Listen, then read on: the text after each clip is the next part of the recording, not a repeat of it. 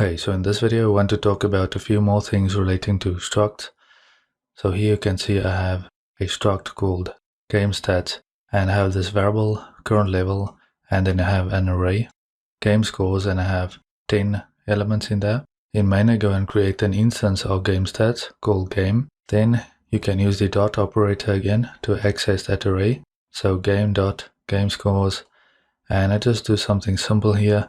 Element 0, or the first element, I initialize to 3, and here I simply print that out again. So game.gamescores 0, and we get 3 printed out. So you can use arrays as you are familiar with already. We just need to get used to the dot operator. Okay, the next thing is member initialization. So since C++11, we can initialize the members of structs and classes. So for example, we have current level, but that is not initialized to anything.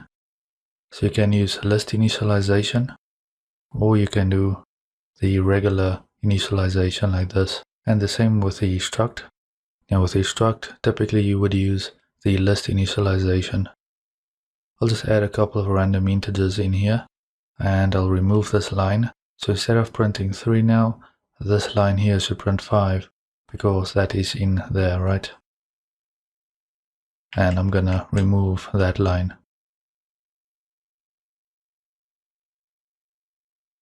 Firstly, we'll print out current level, which will be 3. Actually, let's just change that to something else. 7. So the first printout will be 7, and then we should get 5.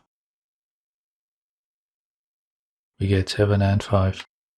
So that is the member initialization, and then also the fact that we can have arrays within structs and classes, but again we'll talk about classes in a later lesson.